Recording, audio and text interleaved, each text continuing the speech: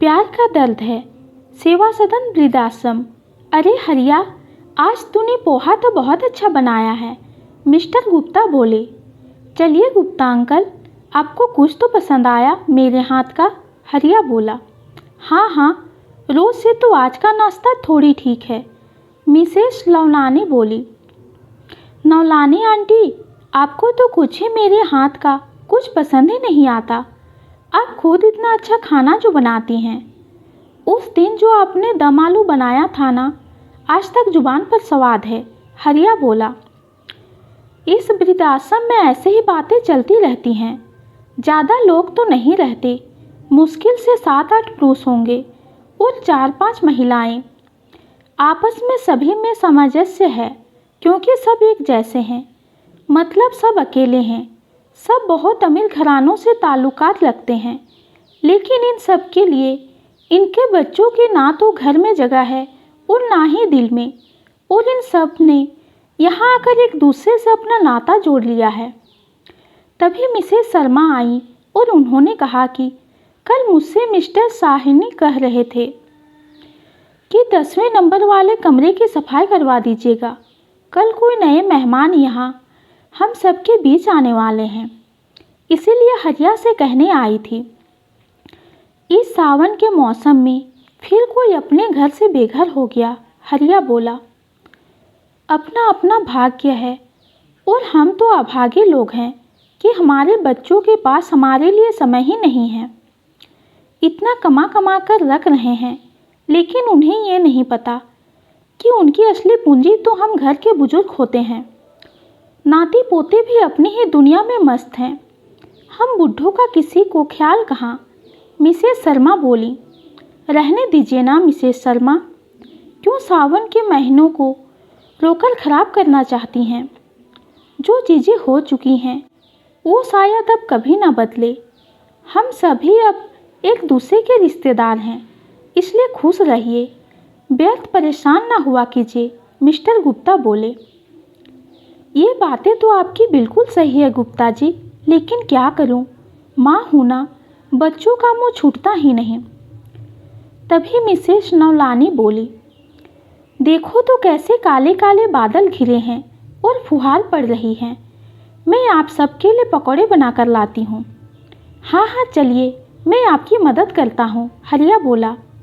नहीं, पहले कमरा साफ कर दे, वो सज्जन आने वाले हैं, पकौड़े बाद में, मिसेस शर्मा बोली। ठीक है शर्मा आंटी, और इतना कहकर हरिया कमरा साफ करने चला गया। ऐसी हल्की बारिश में तो मेरी पत्नी मीना बनाया करती थी मूंग दाल के पकौड़े, और वो जब से गई हैं तब से शायद मैंने मूंग दाल पकौड़े ही नहीं खाए, मिस्टर गुप्ता बोले। कोई बात नहीं गुप्ता भाई साहब, मैं कल आपको मूंग दाल पकौड़े बनाकर ज़रूर खिलाऊंगी, मिसेस नवलानी बोली। और तभी बारिश की हल्की फुहार के बीच सेवा सदन वृद्धाश्रम के गेट के सामने एक टैक्सी आकर रुकी। एक वृद्ध टैक्सी से उतरे। मिसेस शर्मा ने खिड़की से देखा तो पियून को आवाज़ दी। पियून आया और वो वृद्ध का सामान उठाकर अंदर लाया। तभी मिसेस शर्मा उन वृद्ध से बोली, आइए, आपका स्वागत है। लेकिन उन वृद्ध सज्जन को करीब से और गौर से देखने के बाद मिसेस शर्मा को वो चेहरा जाना पहचाना सा लगा।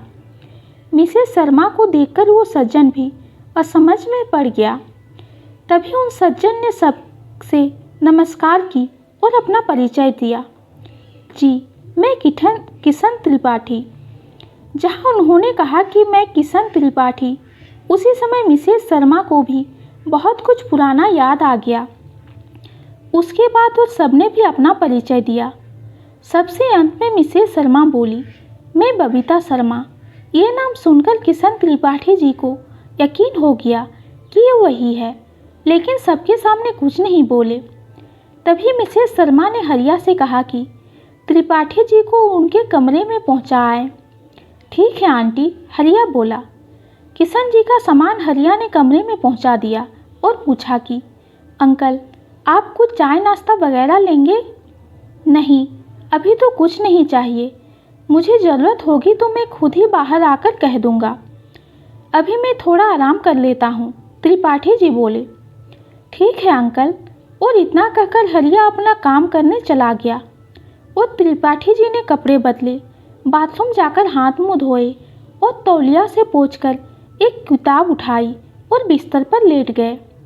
खिड़की से देखा तो अभी भी काले बादल छाए थे और फुहार पड़ रही थी और वो ऐसे ही अपने अतीत की यादों में खो गए।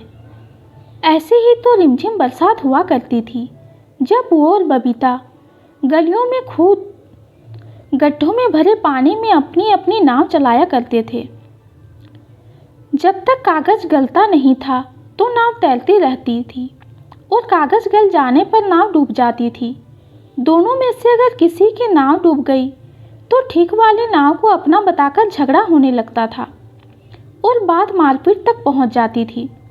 एक बार तो बबीता ने किशन को जो धक्का दिया कि वो सीधा कीचड़ में भरे गड्ढे में गिर गया। गड्ढा थोड़ा गहरा था।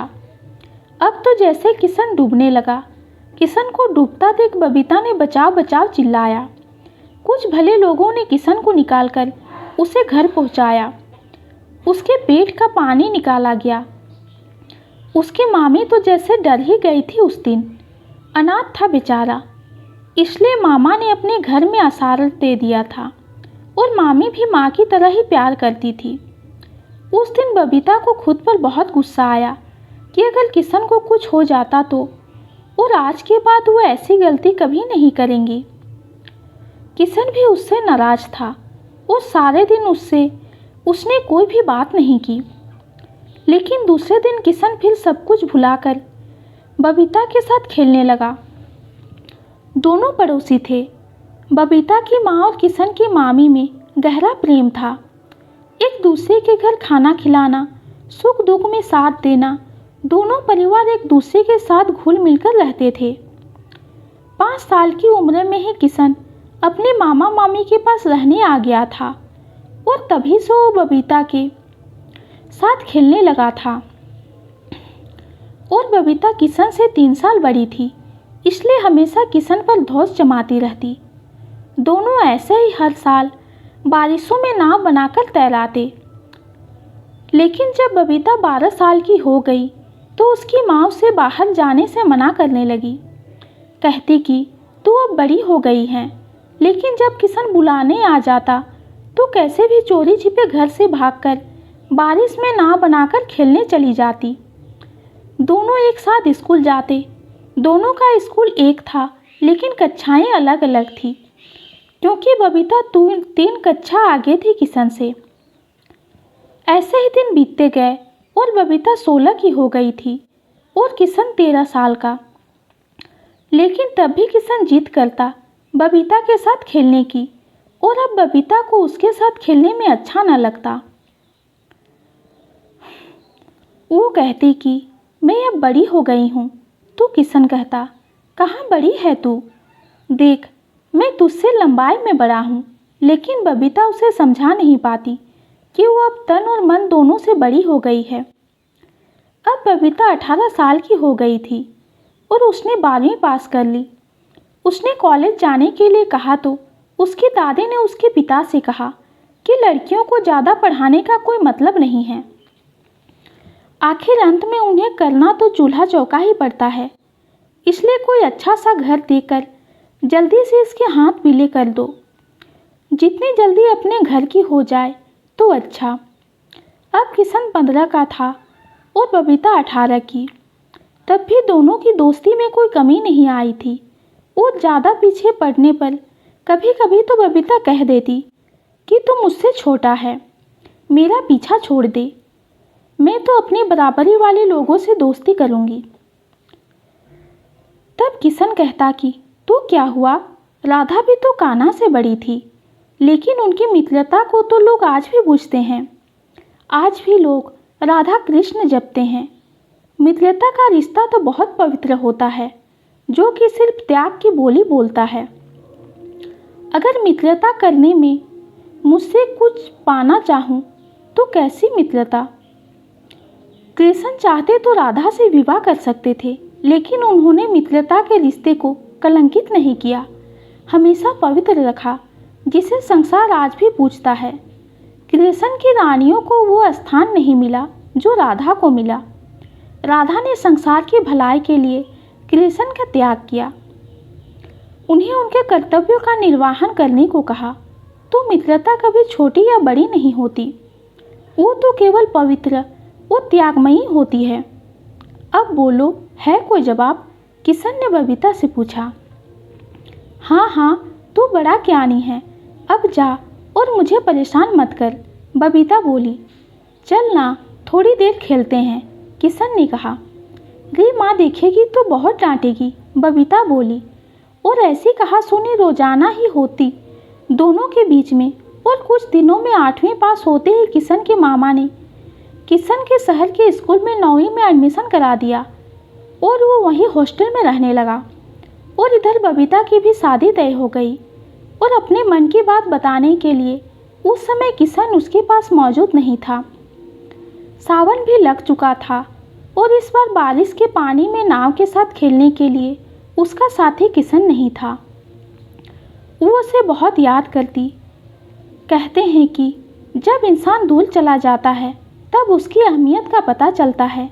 लेकिन किशन 2 दिन के लिए गांव आया, लेकिन बबीता उससे ना मिल पाई। और जब तीसरे दिन वो शहर वापस जा रहा था तब नाव बनाकर लाया और बबीता से बोला, आज दोपहर मैं वापस चला जाऊंगा और जब वापस शहर से लौटूंगा तो तुम ब्याह करके ससुराल चली जाओगी। इसीलिए नाव बनाकर लाया था कि आज आखिरी बार हम ये कश्तियाँ पानी में तैराएंगे, फिर कभी मौका मिले ना मिले। इतना कहते कहते किशन की आंखें भर आईं और उसने अपना मुंह दूसरी ओर घुमा लिया। इतना सुनकर बबीता किशन के गले से लगकर रो पड़ी। अब तो किशन खुद को संभाल ना पाया और फूट फूट कर रो पड़ा। दोनों ने एक दूसरे से कुछ भी नहीं कहा, बस रोते रहे। और तभी झमाझम बारिश शुरू हो गई। दोनों एक दूसरे से अलग हुए और दोनों ने रोते रोते पानी में नाव तैराई। तभी मामा किशन को बुलाने आ पहुँचे और किशन चला गया। और फिर उस दिन के बाद दोनों की कभी मुलाकात नहीं हुई, क्योंकि किशन पढ़ाई में उलझ गया और बबीता ससुराल में। और जब भी बबीता ससुराल से आती तो किशन शहर से ना आ पाता। इसके बाद बबीता अपने पति के साथ चली गई, जहां वो नौकरी करता था। इसके बाद बबीता की माँ भी नहीं रही तो मायका जैसे छूट सा गया। लेकिन आज बबीता अचानक से किशन के सामने आ जाएगी, इसका त्रिपाठी जी को विश्वास नहीं हो रहा था। और उधर मिसेस बबीता शर्मा भी यही सोच रही थी। शाम का समय था। हरिया सबके लिए सैंडविच और चाय लेकर आया। त्रिपाठी जी बोले, हरिया मेरे लिए कुछ रद्दी पेपर ला सकता है? हाँ हाँ, क्यों नहीं अंकल, लेकिन किस लिए? हरिया ने पूछा। अरे, बगीचे में मैंने देखा कि गड्ढों में पानी भरा है, वहाँ नाव बनाकर तैराऊँगा। क्या आप में से कोई इसका आनंद उठाना चाहेगा? सभी बोले, क्यों नहीं, और सब अपनी अपनी नाव बनाकर बगीचे में पहुँचे, साथ में बबीता भी। बबीता ने किशन से कहा, तुम अब भी नहीं भूले? किशन बोला, तुम चली गई थी तो सब भूल गया था, लेकिन आज तुम्हें देखकर फिर से वो सब याद आ गया। शायद आज दोनों के बीच प्यार का दर्द मिट चुका था। तो ये कहानी आप सबको कैसी लगी कमेंट में ज़रूर बताइए। कहानी पसंद आती है तो चैनल को लाइक और सब्सक्राइब कीजिए। कहानी सुनने के लिए आपका बहुत बहुत धन्यवाद।